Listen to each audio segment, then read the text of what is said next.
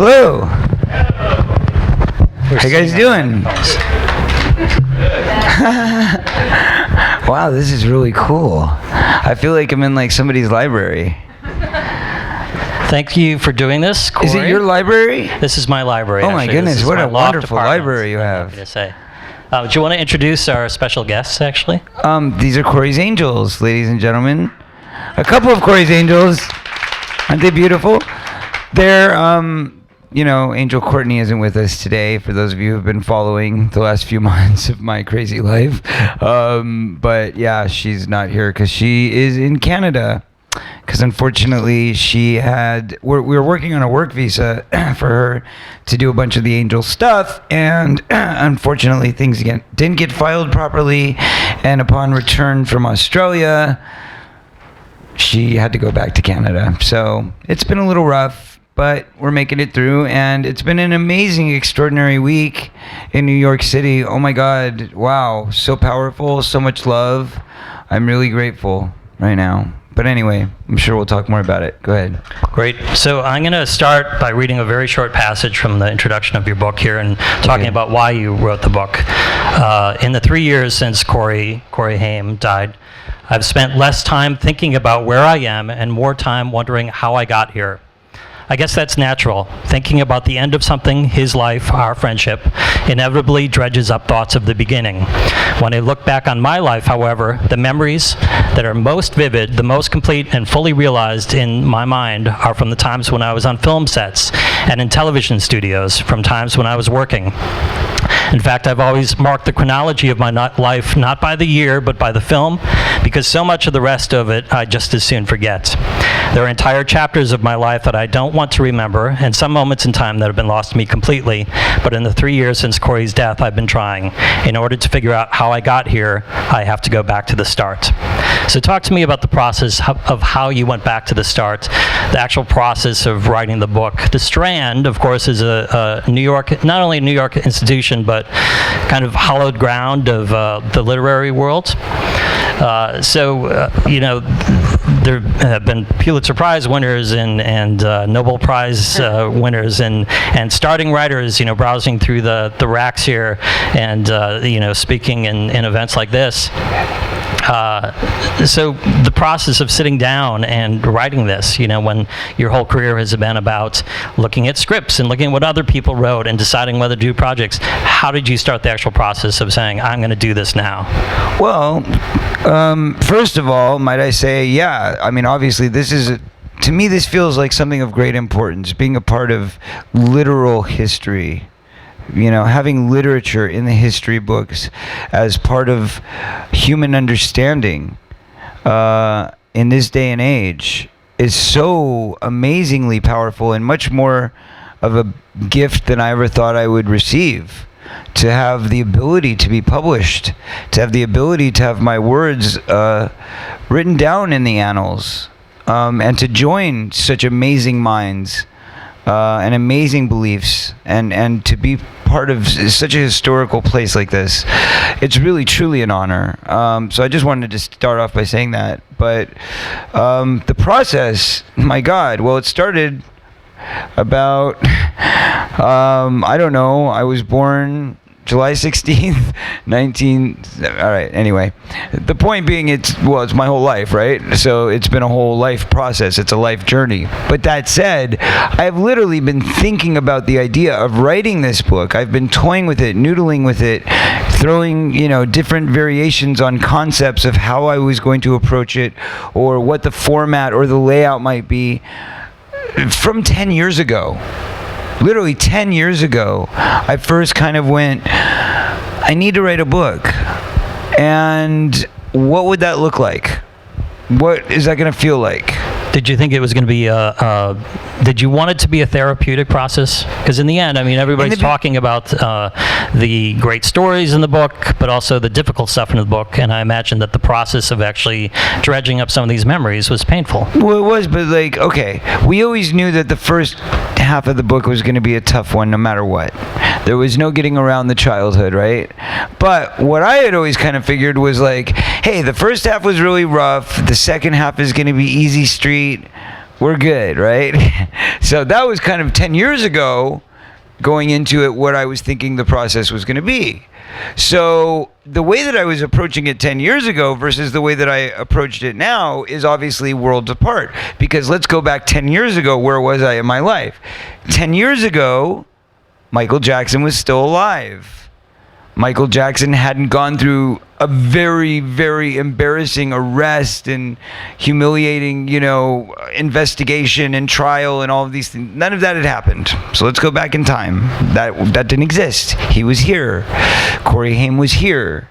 All these people in my life, my grandparents were here. I didn't have a child. Just like, God, what a different perspective. So thank God I didn't write the book then, because you would have missed so much.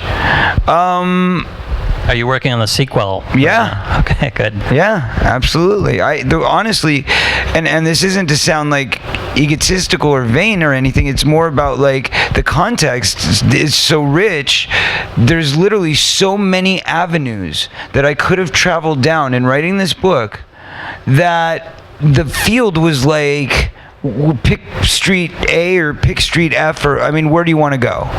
And we literally had to do it kind of like that, because it's almost like if you take too many avenues that are running parallel with each other, then you're not going to really be able to detail all of the accents and all of the nuances that make this particular avenue fascinating. And not only that, but that avenue may completely distract from this avenue over here to the point where it negates it. So it was really tough, having to choose which ones do we want to actually focus on, and now which set of other avenues might we focus on if we were going to do a sequel. What did you decide to leave out of the book? It's a very briskly told tale, and you don't belabor anything. The difficult stuff is told kind of very matter-of-factly, and you tell great stories about hanging out with Michael Jackson and Steven Spielberg and these iconic figures. And so you think like redundant, like what else is there? How else could, what more could you possibly have to tell us that's entertaining? But there's great, they're quick, brisk stories, so there's obviously a lot that you left out. Correct. So and it's not intentionally left out. I didn't leave out anything for sake of like fear that, that's too much. I don't want to scare anyone. And, obviously if I wanted to do like a tell-all type book where it was all about like trying to be sensational and tell all the dirty details of like all the things that I've seen or experienced, this book could have been chock full of crap, but that's not what it's about. I really did not want to go there in any way, shape, or form. So instead, what I wanted to do is I wanted to create a journey for the reader. I wanted to create an experience for the reader where you are taking this trip with me. Okay, you're in the back seat, I'm driving, and we are going down these roads together. And I really wanted you to get that feeling. I really wanted you to get the feeling like you're in it with me and you're seeing it from kind of just a little bit removed, and you can feel the emotions in it. You can really understand the experience. You do shift into present tense in the book a lot of times when you're telling stories. Mm-hmm. So there is a sense of immediacy there. Am I doing that now? I guess we are on the present tense. Is this pre-recorded? I'm not sure. Well, it's Memorex. It's not live. But you remember, somebody remembered that. The other thing that's interesting is that so many careers are being developed simultaneous with your own career. So you're at the white hot center of kind of pop culture in this era, and other people that are also getting really famous are there with you, getting famouser at the same time. Mm-hmm. So you have like River Phoenix and Corey Haim and Steven Spielberg's career even developing at this time. A relatively young career at this time. Michael Jackson is probably the one exception because he was internationally famous, and you're obsessed with meeting him, as you talk about in the book. Mm-hmm. So it's interesting to see you talk about stuff that's happening to you that only in retrospect do you see how extraordinary it is. It's pretty shocking how you. And that's, I guess, what I'm kind of talking about is that when you ask about like what's left, or where would it go from here? Well, forget the fact that it will probably take me another 10 years. So who knows what's going to happen between now and then. But that said, just in the shadows that I chose not to color, I would say, number one, on Michael Jackson. I mean, God, there's so many feathers on that bird alone that could be focused on, that we just didn't even have time to get into. But like, for example, the fact that I have this closeness with his family that, makes them much like my family, that no matter what, even myself, I'll stop and I'll go, what is the deal? Why? I try to put it away. I try to close that chapter, moving on, going on to something else now. And I run into Jermaine at the store, and I'm like, really? And then I run into Katherine Jackson at my doctor's office. And I mean, it's like that. It really is. And that's how my life works. And I don't know if you get all of that from this book, but there is a big mystical element of my life, which is not tapped on in this book. There is some otherworldly aspects of my belief system, you might say, that I do not tap on in this book. There is a huge section of spirituality and pro-con religion type discussions, pro-con politics type discussion. I mean, a lot of elements of my thinking where I would love to kind of make it more, bring it to the floor, let's open it for discussion in the book type thinking, that I really shied away from, because this was a book where we had to focus on the meat and potatoes, so to speak. And then, next time we come back, we can think about doing the vegetables and the gravy and all that. But right now, we gotta hit the hard stuff first. And the hard stuff meaning the stuff everybody's just oh, well, come on, what is it? And those are the answers I'm trying to give right now. So let's talk briefly about the hard stuff. In the green room earlier, you talked about the press that the book has been getting and the revelations about child abuse in Hollywood, and you talked about how you did go to the police in, what year was it, 93? Mm-hmm. Do you want to talk a little bit about that process and what you decided to include in the book and not include in the book? Yeah. Well, and again, let's be very candid in the fact that you can only fit 260 pages in a book, or whatever, somewhere in there, 300 at the most. But if you want anybody to read it, you want to keep it. Yeah, that's my point. I mean, I couldn't I couldn't write a novel, and although I really wanted to, at times, I wanted to just keep going. And if anything, that was the great job of the editors of this book and, the people who helped, sending stuff back and forth in the middle of the night, where I am very long-winded at times. Once I'm shy. I'll sit in the corner. I'll be quiet. I'll blend into the wall if I can.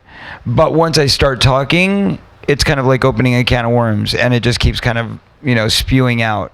So that the same goes for my writing. Once I get on something, I want to vividly color that canvas, and I want to put so much detail into it so you fully really grasp what we're talking about. And I felt many times I felt myself going, okay, stop. We got to stop now because we've got to leave room for the next thing, So there's a lot of that. There's a lot of unfinished business, I think, that needs to be further discovered. But let's talk specifically about some of the stuff that's been getting coverage. Namely, there are passages. And the thing is, how many people have had a chance to read the book so far? Okay, for most of the room, just is buying the book tonight. When you read it, it's not a tell-all book. I mean, and the hard stuff that you discuss is told very matter-of-factly. It's not sensational. So there's stuff that you talk about. Well, it's true. And there's difficult stuff that you talk about not only in your childhood in terms of your relationship with your parents, but what you experienced firsthand because of Hollywood predators, basically, you and your friend Corey. So some of the reactions to that in the press so far have been, okay, well, why didn't you go to the police? Well, you did go to the police, so let's talk about that. Okay, we need to get back to that, and thank you for getting me back to that point. In 1993, for those of you who were not alive yet back then,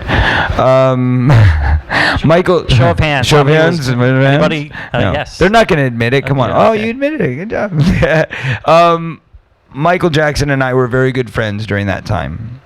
And I was still in the Jackson bubble, as I like to call it, where, you know, I mean, I was heavily influenced, obviously, by the friendship and by the fact that I did draw that to me, and I reveled in it because that was something that really, you know, was a big part of my life and something I wanted to be a big part of my life.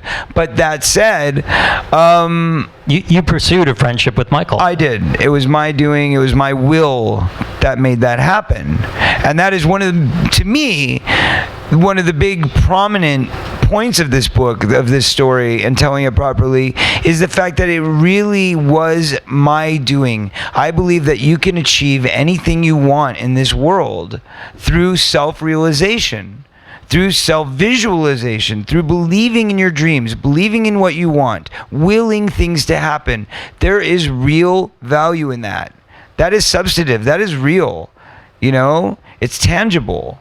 So that's to me very important. So anyway, going back to 93, I was kind of surprised to have the police come knocking at my door one day and tell me that they were doing a criminal investigation of my friend, which I thought was the craziest thing I had ever heard on the earth. You only knew Literally. Michael as this childlike friend. Like a saint. I mean, like, you don't swear around him. You know, it's not okay to swear around Michael or his family because they're very strict Jehovah's Witnesses. Michael himself was already kind of away from that at that point by 93. But when I first met him in 85, it was very much the forefront of like his thinking. So if you wanted to not be kicked off the bus, so to speak, you did not swear. You did not talk about drugs or alcohol. You did not talk about sex. Like, these were taboo subjects. Have you ever hung out with a priest or a nun?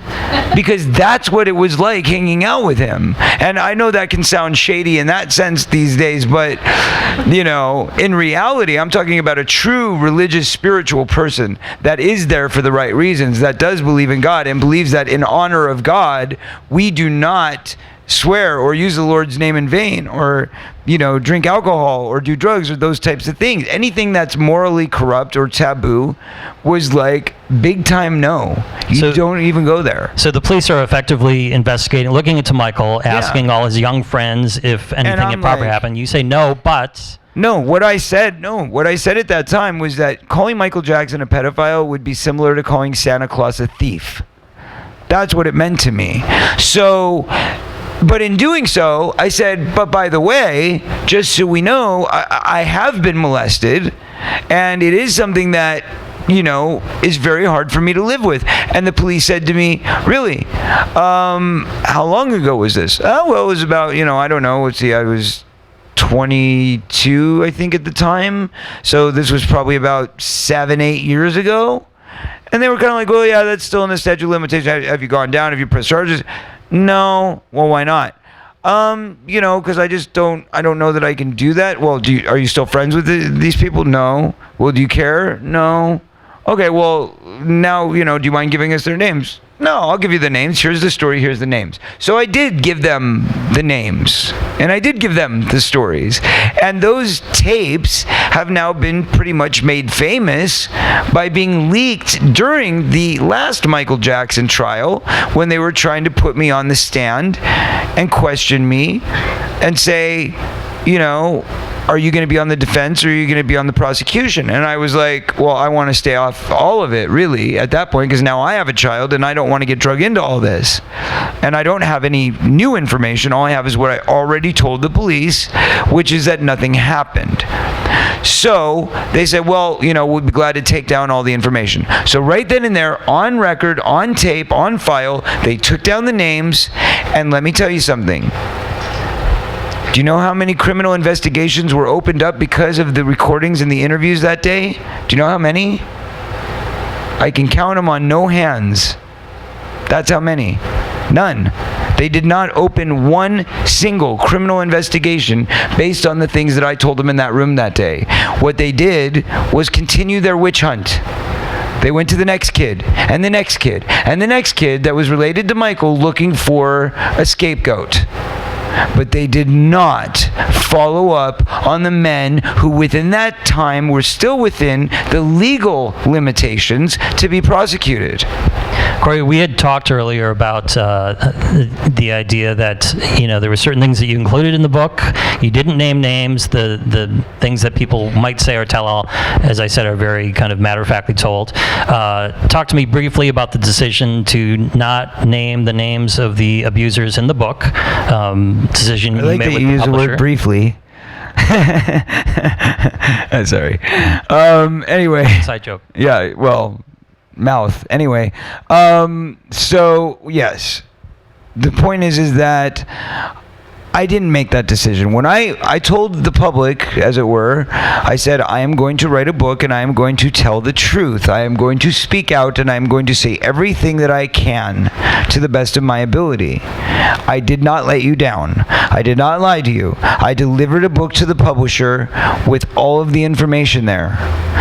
But unfortunately, as we all have our own legal ramifications, there are certain things that the publisher's lawyers would not allow to be left in. Meaning, you cannot go out there and slander people. There are, protections and laws against these sorts of things. You can't do it. It's not acceptable. So the bottom line is, as much as I would have loved to keep all the information there, that was my intention. I do also understand my publisher, I very much respect and love for even getting this far with it, because no matter what, we're walking on a fine line, and this is murky water, folks. This is not easy stuff to write about. But that said, we got a very big part of the message across. And the most important part of the message is the story.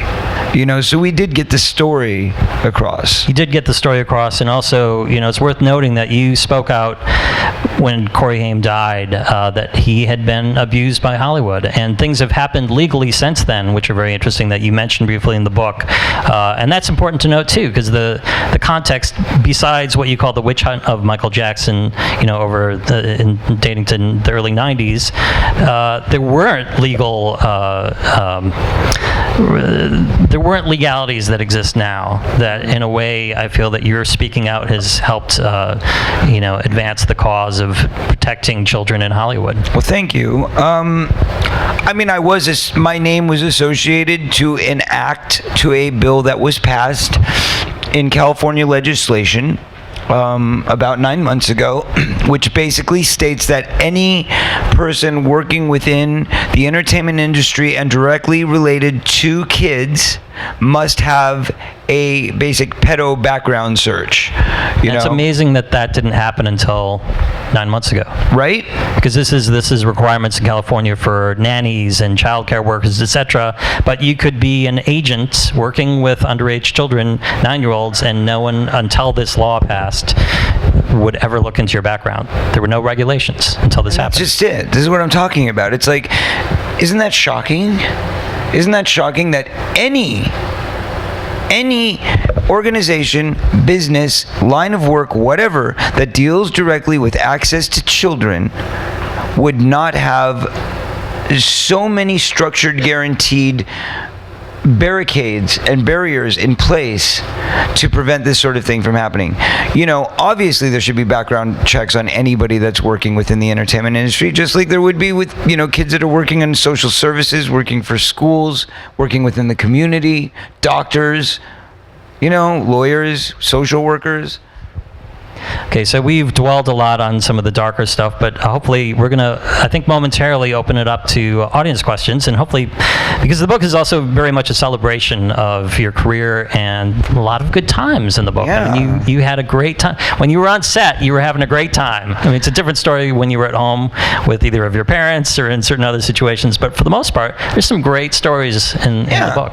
Well, one of the things is, and I've kind of noticed throughout this journey of, this press tour we've been doing, that a lot of the focus has been, of course, on the darker things, and also on the fact that there is some focus on the entertainment system being a bad place for kids. And I'm not here to condemn kids being in the entertainment business, because obviously you cannot make art without using children, because children are part of life. Life imitates art, art imitates life, right? So you have to use them at some level, but you do not need to put them on a pedestal. You do not need to make them, some larger than life star. You do not need to give them special privileges that other children don't have. Those sorts of things, because those are the things really that condemn a child. But that said, I did enjoy the process. I enjoyed working on sets for many reasons. One of them was my home life was so abusive and was so tumultuous that for me, getting to be on the set was like a holiday. People were really nice to me. They catered to me. They, gave me food when I wanted it. You got to hang out with kids your own age. I got to eat. Free food. I got to eat. No, I mean, that was when you'll understand all these things a little bit better when you read the book. But I was deprived of food, kind of when I was a kid. That was one of the things. And get to hang out, like you said, hang out with other kids. That was very special to me. I did have a sister that, growing up, who was older than me, who was 10 years old. And, having her as, kind of the actor first, being, the older sister was great. But there was always kind of this competitive thing that my parents used to pit us against each other. That kind of went away. So once I didn't have her as a sister anymore and she was just kind of a competitive actor, then it became more like, well, who do you hang out with? I've got nobody. I was playing in my room alone. I had to use my imagination. And I wasn't allowed to interact with other kids. I wasn't allowed to go to the neighbor's house and hang out with the kid down the street. That was not standard protocol in my life. So it was a rough existence. It was different because I couldn't just have that outlet. I would get to a set, and most of the time it was all adults. I was the only kid there. Everybody, we got the grip department, we got the director, we got the producer, we got the makeup people, we got the wardrobe, but there weren't any kids. But they would all go out of their way to be as friendly and childlike with me as they could, especially the directors. And I want to say I was really excited the other day because I got a tweet from Rob Lieberman. And I don't know if any of you know who that is, but if you followed the story at all, or if you've read the book, Rob Lieberman was the guy that directed my first commercial. And he went on McDonald's commercial. Yeah, and he went on to direct. He became a very famous film director and directed one of my favorite movies ever, Fire in the Sky, with D.B. Sweeney. So anyway, he out of nowhere reached out to me and he was like, congrats on everything you're doing. You look great. You sound great. I'm really proud of you, and let's get together sometime soon. And I was like, wow, that's awesome, So there's fond memories. And that McDonald's commercial, by the way, is on YouTube. It's it was for McDonald's gift certificates. Correct. And you're a little yay-high kid leaving a gift certificate for Santa, and it ran for something like 8 seasons, I think. Yeah, 8 years, won a Clio Award for Best Commercial. I think my parents bought an entire house off that one commercial.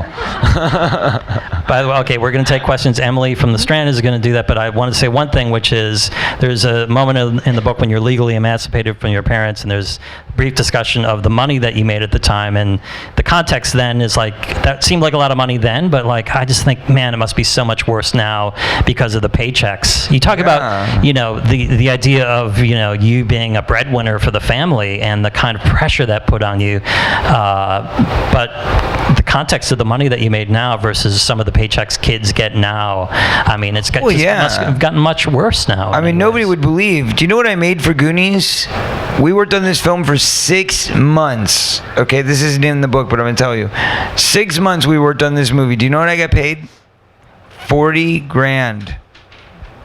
$40,000. And that was big movie star money, right? I was one of the top you were stars. A headliner, yeah. I was the only recognizable name really in the movie other than Joe Pantoliano, I think. That was it. But, at that time, I was considered well paid. Nowadays, that'd be scale, I think. Yeah. Okay, Emily from the Strand is going to help us out. We are running a little on time, but before we get to the signing portion of this event, we would like to take some audience questions. Anyone there want to ask a question to Corey? Thank you. Corey, I've always been very curious to what extent your status as a very well-known personality / icon impacts your ability to get current acting work. Have you had the experience where you've been on an audition and people have said, you'd be great for the part, but you're Corey Feldman, and that's just going to take away from people's ability to immerse themselves in the movie? No. No, I've never had that happen. But I will explore that for a moment. I've never had that happen because that would be far too gracious and honest. Instead, they'll look me in the eyes and go, that was amazing, that was brilliant, you are exactly what we want. And then they'll call my agent and go, he's great, but it's Corey Feldman, dude. We're not going to get around that. And that, unfortunately, is really more like the truth of what happens. They don't really like to be forthcoming in those rooms. What they do is they kind of build opinions, they form them about you, and then they call your managers or your agents, and they give them the real feedback, which generally would be something along those lines. Is it a problem? Yes, it can be. It's a huge problem when the celebrity persona takes over the talent or the actor, and that is something that obviously I fight with tremendously because I'm also doing the pop star thing. You know what I mean? When you're doing pop music or you're doing rock and roll or whatever, anything like that, obviously like dressing eccentric and being a little wild and out there and not your average person, per se, can definitely hurt you and your relatability, because a lot of times you want to be kind of a blank canvas when you walk in the room so that they can do the painting. However, I think through my work, through my body of work, you can see that I take all that and throw it out because it's just another character. This character, while I'm out promoting an album, while I'm out promoting whatever, is the character that's chosen for that thing. But that doesn't mean, not to say I'm doing a character right now, I'm just saying when you dress a certain way or you look a certain way, people can perceive that as a character. And me as a celebrity has a character. Me as dad is a totally different character. I don't dress like this at home. When I'm at home, I'm, running around in sweats or in a robe or, whatever, and, throwing my kid over my shoulder and cooking him eggs, I was hoping that you had sequins on your sweatpants at home, but... I actually do. Okay, good. I didn't say I don't like bling, okay? I just said that... I'm a little different, but but the point is that I can be guy, next door. I can be regular Joe Schmo. That's fine because I can relate to it. Because the bottom line is I've never been an eccentric person in life. I've never been materialistic. I've never been about, having to wear name brands or following the trends or doing any of that kind of stuff. For me, it's always about I just like to be original. I just don't want to follow anything. So if I think that this is trendy, I'll probably purposely not do it just so that I'm not stuck in some kind of trend or some kind of fashion thing or whatever. But I like to keep it different and change it, but also keep myself a bit of a canvas so that people know I am versatile. If you watch one movie from the next, like The Birthday, for example, which is my favorite work, there is no trace of this there at all. I play this goofy, geeky, awkward guy with this nervous tick, and you would definitely feel creeped out having him in your living room, and I love that. And then you go to Edgar Frog and he's like this badass, mean brute, and then you've got Teddy, who's this wacky out there. I mean, just every character is very diverse, and that's always been something that's important to me as an actor. If I'm gonna get away with doing this in real life, then I've got to make sure that my acting follows suit and that I really diversify those characters. Are you an actor, by the way, sir? No, I'm not. And my question comes from somebody who absolutely loves Corey's body of work and thinks he's an amazing actor, but understands that, celebrity reality is what it is, and nobody goes into a movie not knowing who Corey Feldman is. So, but that's being a good actor, right? It is being a good actor. It's being able to actually make them forget it by halfway through the movie. So if I can, then I've done my job. It seems like that would be a tough hurdle to overcome, and that's why I was wondering if you I mean, it's a great question because I welcome the challenge. That makes me feel like I am earning my keep. You know what I mean? If I can make you forget this guy and get you to just only acknowledge that guy, then I'm doing it right. Great. Do you have any other questions out there this evening for Corey? Right down in front. I was just curious if you'll be taking Ascension Millennium on tour? Performing around New York. I would love to. My ultimate goal is to finish the album, which is still not done. We have an EP out right now, which actually I brought some copies with for you guys tonight. And it's a 5-song maxi single from the forthcoming album. But the album itself is now 20 songs. I mean, it's like this giant thing. I don't know how it happened, but probably because of all the great people that have jumped on board. I've been really, really fortunate this time around to get some amazing collaborations. Fred Durst, Rick One and Poet from Black Eyed Peas, Kaya Jones from Pussycat Dolls, B. Howard from the Jackson Family. I would just the list goes on and on. Really great people on the album. Supreme from Wu-Tang. I'm really excited about it. So yeah, I haven't really done a proper solo tour. I've done some great Truth Movement tours. We haven't really done a really good solo tour. I want to save it for next year when the book is kind of simmered down a little bit. And next year I want to go out with either a full band or maybe just a DJ and some instruments. I'm not sure yet, but I definitely want to play greatest hits. Go back to the first album, and then some of those singles that came out that weren't even on albums, Honesty or What's Up with the Youth, or things like that, where, I know Something in Your Eyes, those songs that the hardcore fans know, even the Rock and Roll High School stuff, just everything from my solo stuff, and bring it back, and then also play a bunch of the new stuff. I think that would be a lot of fun. Yeah. So glad at least you'll be there. All right. Well, let's do it. We'll talk about it afterwards. Maybe we can plan some stuff. I think we have time for one more question out Aww. Hey, Corey, I have a really simple question. What is the favorite movie you've acted in throughout your whole career? As an actor? A film that you starred in. What has been your favorite movie that you starred in? To watch or to the experience of making it? To both, if you can. Okay. To watch, I would say The Birthday, because that is the one that I'm most proud of as an actor. That is my biggest departure from self, and the one that I felt that I really, hit the nail on the head with that question, where it was okay, I did it. I got away from that. And then to make, I think always is going to go back to Goonies. It's always going to go back to that. I love those guys, Goonies never say die.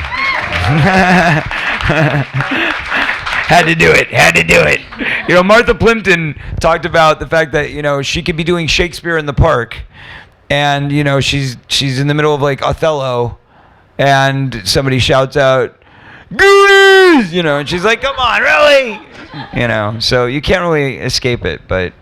Okay, on that note, I think we're going to wrap this up. You can talk to Corey and get a copy of the book signed and other stuff. Absolutely. Thank you all for being here this evening. If you want to just stay seated and patient for a couple more minutes, we're going to get Corey situated behind here with his angels, and he can sign some books for you guys.